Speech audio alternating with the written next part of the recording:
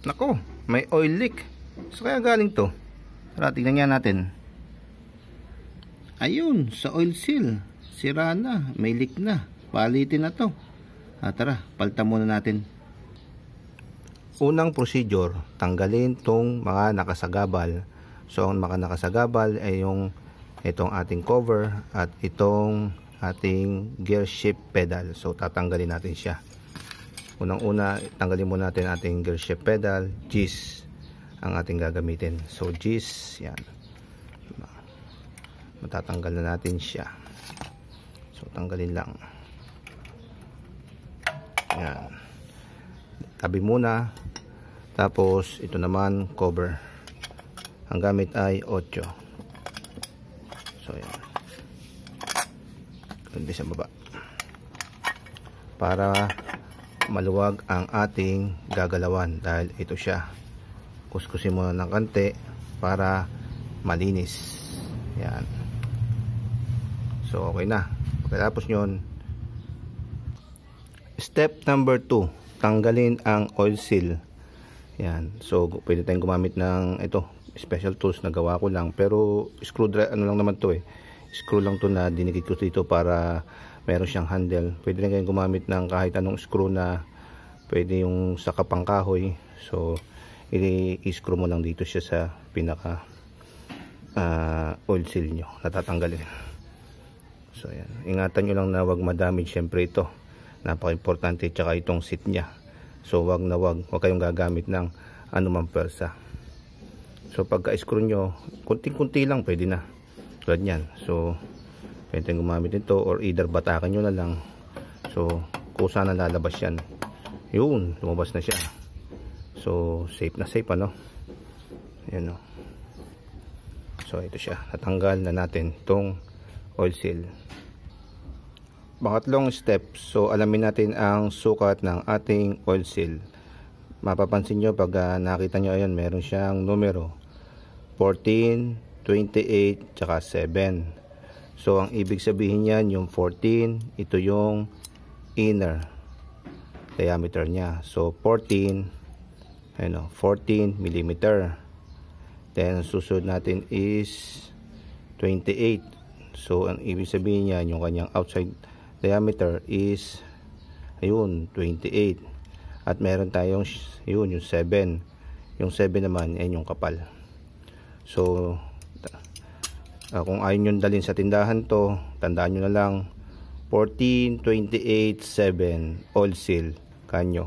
Pero mas maganda, dalhin nyo na to sa tindahan, sa shop, at nang gagawin niyang parisan. Tara, bili muna tayo. So ayan, nakabili na tayo ng bago. So dinala natin yung sample. Ayan, binigyan tayo ng 14, 28 by 7. So alam na natin yung sukat na yan. So nire-recommend natin, syempre pag ang motor nyo is Honda, bumili kayo ng original Honda parts. O kung Yamaha naman, syempre ang bibili nyo is original. So ayun, kung gusto nyo lang matibay, pero kung ayaw nyo naman ng matibay, pwede na siguro itong mga ganitong klaseng substandard parts. So basta importante lang is marunong tayong magpalit in case na magkaroon ulit tayo ng oil leak. So tara, ikabit muna natin to. So sa pagkakabit, wala naman siyang sikreto. Bale, ang importante lang yung tama yung pagkakabit. So hindi dapat ganito, hindi nakaganito, kasi ito dapat yung nasa likod, dapat nakaganto siya. So maglalagay lang kayo ng either grasa or either oil.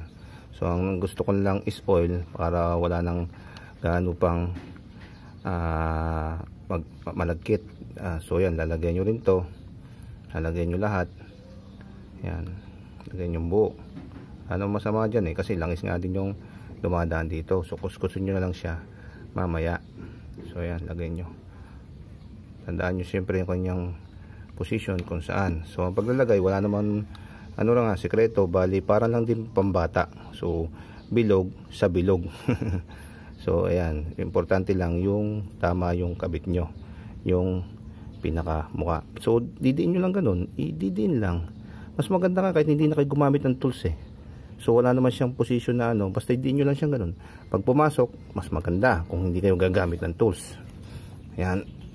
So pag dumiin na siya, pwede rin kayong gumamit na dyan ng tools. So maano na siya mahigpit na, masakit na sa daliri. So pwede kayong gumamit ng tools. Ang gagamitin kong tools dito is itong PVC plastic. Kasi mas nire-recommend ko yung gumamit kayo ng plastic sa goma. Kasi once na baka lang ginamit nyo at tumama rito sa pinaka-alloy part na to ng seat, so baka madamage yan. At mamroblema tayo sa susunod, hindi na siya babunot. Kasi meron ka na siyang nakausling ganun, yun na yung pipigil sa oil seal mo para lumabas. So I do recommend na plastic na lang at syempre mas maliit dito sa oil seal mo. So ayan, ganun lang siya. So papakuha mo lang ng kanti, tidiinan mo lang ganun.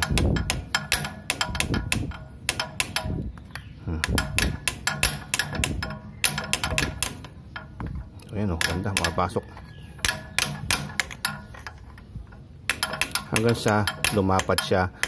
Yung paglapat niya naman, yung dati pa rin niyang pwesto, yung dati niya pa rin pwesto. So ayan, so perfect, wala nang problema, ganda. So ayan, ito na yung ating pagkakabit. Ganun lang kasimple, tas kuskusin nyo lang ng basahan. So sa susunod na procedure, syempre ibalik nyo na lahat yung nandito, yung cover at syempre yung gear shift pedal nyo. So tapos na ang ating pagpapalit ng oil seal. Paalam sa inyo. Hopefully makatulong tong ating video. Paalam.